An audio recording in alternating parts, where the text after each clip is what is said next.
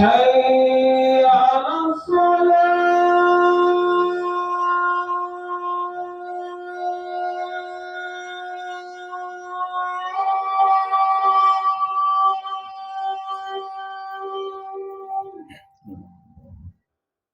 حي على الصلاة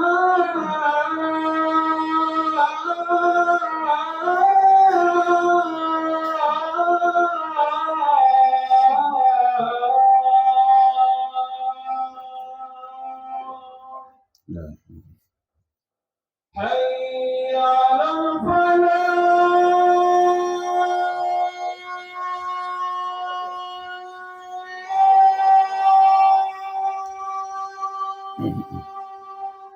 لا حول حي على الفلاح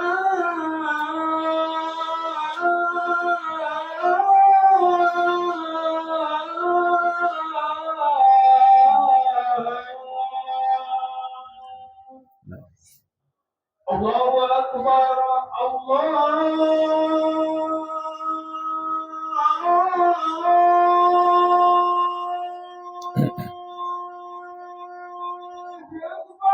الله لا إله إلا الله لا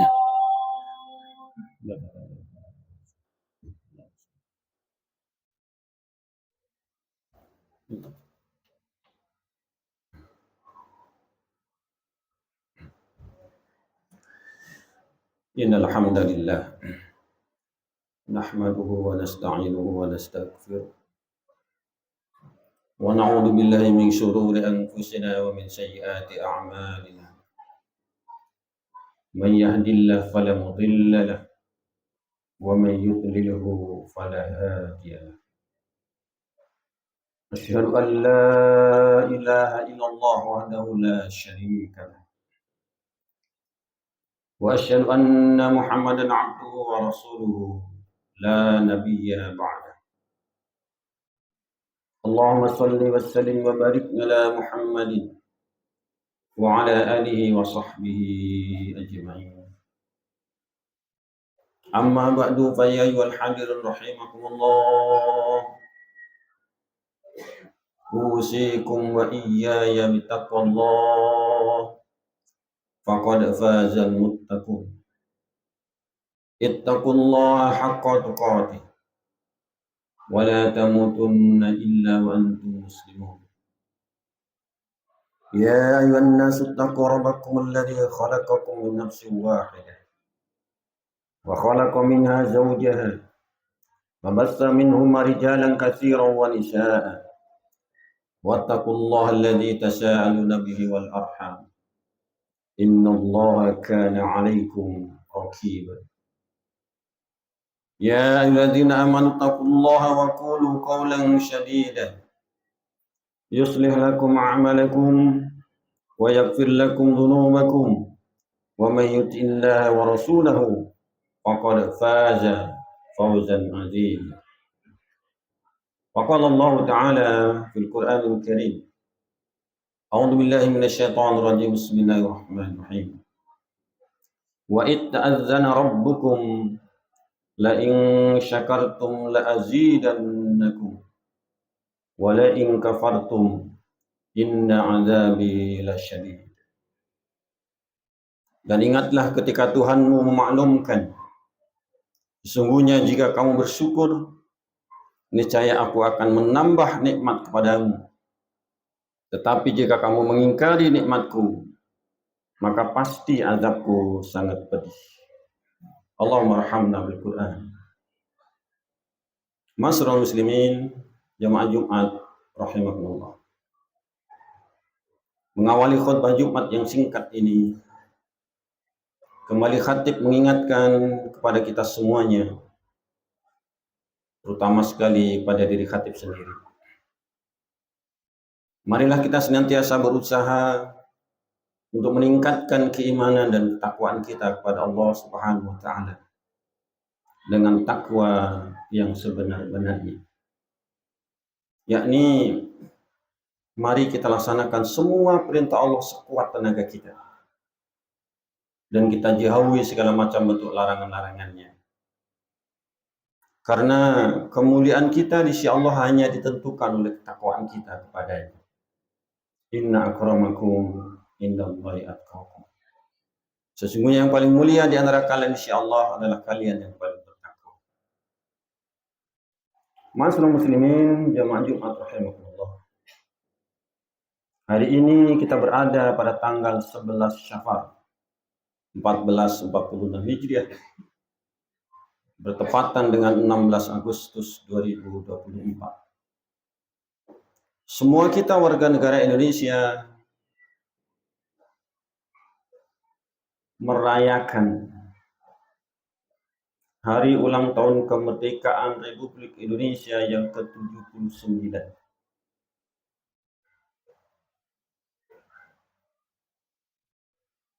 Kalau di antara kita yang hadir pada saat proklamasi usianya 21 tahun, berarti hari ini sudah berusia 100 tahun.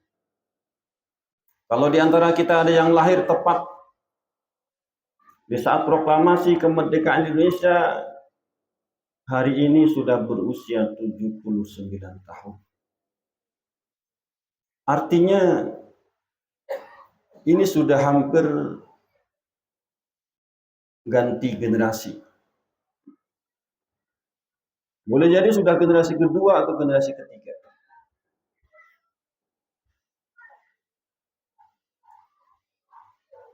Namun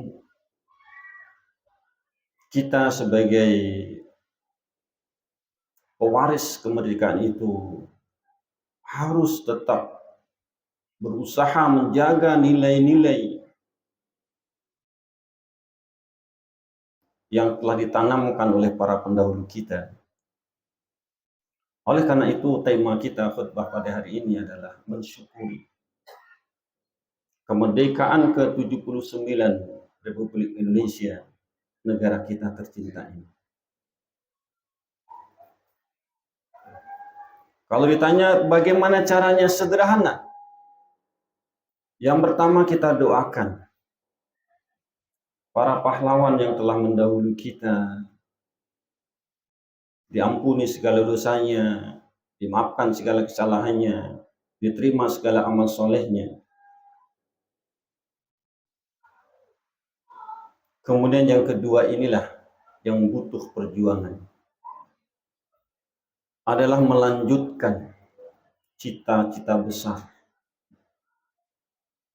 oleh pendiri bangsa ini yang telah tertuang dalam dasar negara Pancasila dan Undang-Undang Dasar 1945,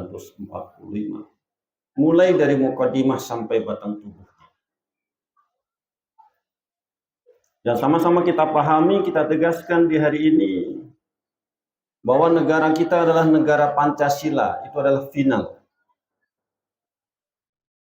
Karena negara Pancasila tidak bertentangan dengan ajaran Islam.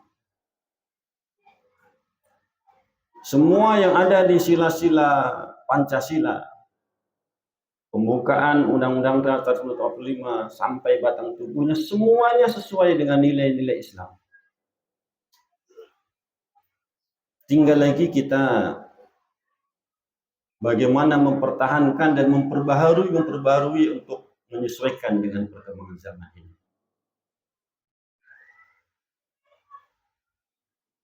Oleh karena itu, jangan sampai ada yang mempertentangkan antara agama dengan Pancasila.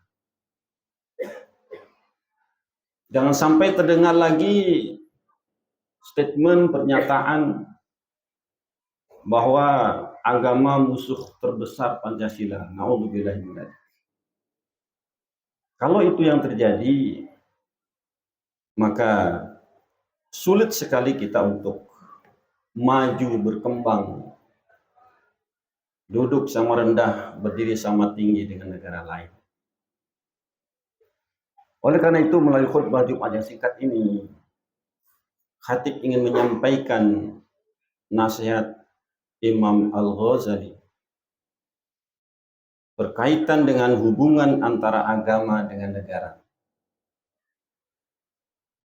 Nasihat beliau, al-mulk wad-din tau'amanin. Kekuasaan atau negara itu dan agama merupakan dua saudara kembar. Fad-din aslun wa sultan harisun. Agama adalah pondasi, landasan. Sedangkan kekuasaan adalah pemeliharanya. Wa ma la aslallahu famahdumun. Sesuatu bangunan tanpa pondasi yang kuat, dia akan mudah roboh. Wa ma la harisun lahu fadha'i. Sedangkan sesuatu tanpa pemelihara, dia akan mudah lenyap. Masyaallah muslimin jemaah Jumat rahimahullah. Dari nasihat ini bisa kita pahami bersama bahwa antara agama dan negara itu ada hubungan yang sangat kuat, simbiosis mutualisme, saling membutuhkan. Tidak bisa terpisahkan antara agama dengan negara.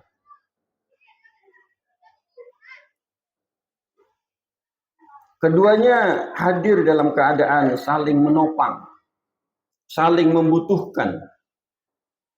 Negara membutuhkan nilai-nilai dasar yang terkandung dalam agama. Sekali lagi, negara membutuhkan nilai-nilai dasar dalam agama kita. Akidah yang kuat, ibadah yang benar, akhlakul karimah, muamalah yang telah tertanam kuat dalam sanubari agama ini yang disampaikan oleh para ulama, para guru, para dai, para mubalik.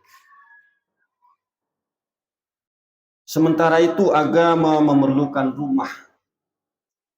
Agama memerlukan rumah.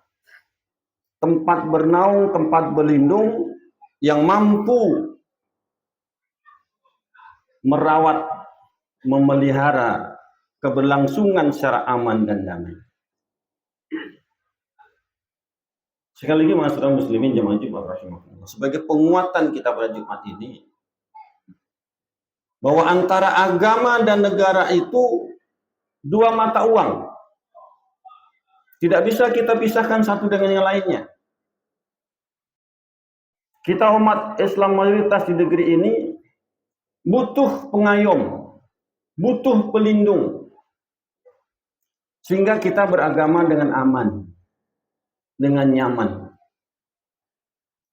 Karena dalam agama kita, aman itu adalah nikmat terbesar kedua setelah iman. A'dhamu ni'amin ba'dal iman billah nikmatul amnu. Nikmat terbesar setelah beriman kepada Allah adalah nikmat aman. Kalau kita sudah beriman kepada Allah, alhamdulillah, kita sudah Islam. Namun ketika kita berada pada satu negeri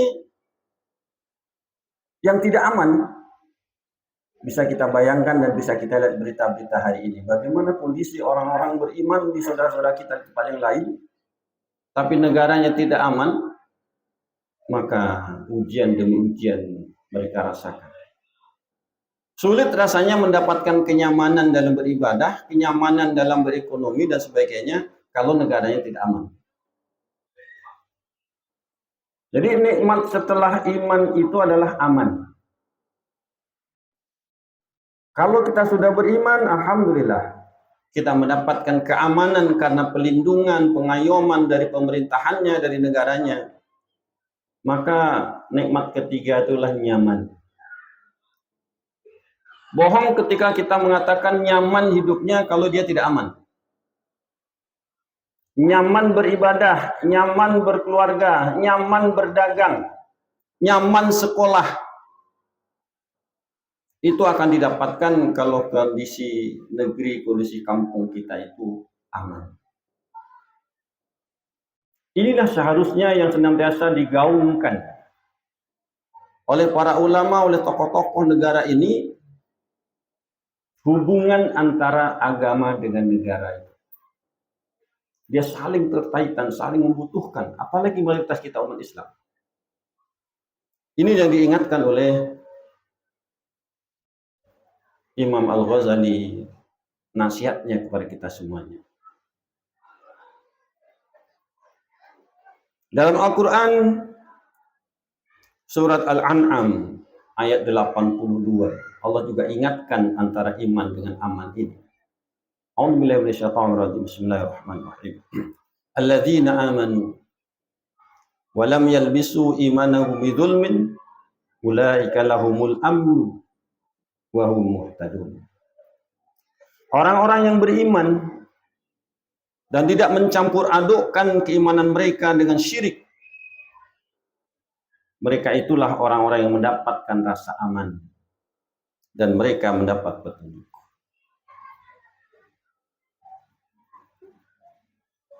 Satu lagi syarat dalam ayat ini, Allah mengatakan keimanan yang tidak bercampur dengan syirik. Betapa praktek-praktek syirikan juga masih mewabah di negeri ini, bahkan dipertontonkan.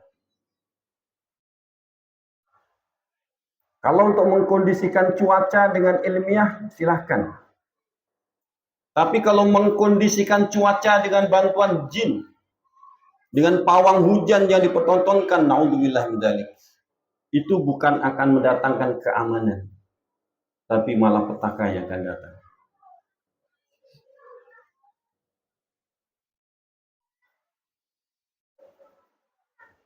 Aturan yang sudah sedemikian disepakati oleh para tokoh bangsa kita, bahwa paskibraka yang putri tetap menggunakan jilbab saat mengibarkan dan saat bagaimanapun mereka. Namun ini diotak-atik dengan berbagai macam alasan. Setelah didesak dari sekian banyak bangsa negara, para ulama, da'i, mubalik, bahkan tokoh-tokoh bangsa mendesak, baru dia menyampaikan minta maaf. Ini kondisi yang akan membuat gaduh. Bagaimana kita akan merasa nyaman kalau kondisi seperti ini? Oleh karena itu, inilah barangkali sebuah renungan, sebuah evaluasi. Apakah betul sudah terjadi pergeseran 79 tahun para pendiri bangsa kita? Kalau kita baca Undang-Undang Dasar, kita baca riwayat hidup mereka, sangat luar biasa baik dan bagusnya. Namun di kemudian hari terjadi pergeseran-pergeseran. Apalagi nanti kalau ada generasi ketiga, keempat, kelima, dan seterusnya. 200 tahun Indonesia merdeka. Kalau kita tidak betul-betul menjaganya dengan nilai-nilai luhur ini, walau alam bisawab. Oleh karena itu, khatib sebagai bagian daripada anggota Majelis Ulama Indonesia mengikuti arahan dari Majelis Ulama Pusat, Provinsi, Kota, menyerukan hari ini kepada kita semuanya. Mari kita jaga. Kita cari banyak persamaan dari kondisi negeri kita ini dengan agama kita. Karena pendiri bangsa ini adalah mayoritas umat Islam. Jangan dicari celah-celah mempertentangkannya. Naudzubillahi min dzalik. Mudah-mudahan khutbah kita pada hari ini sedikit ini bisa memberikan wawasan, penguatan kepada kita. Semakin kita bersemangat beragama, kita kuatkan keimanan, kita cari keamanan, dan insya Allah kita akan mendapatkan kenyamanan. Aqulu qouli hadza astaghfirullah li wa lakum innahu huwal ghafur.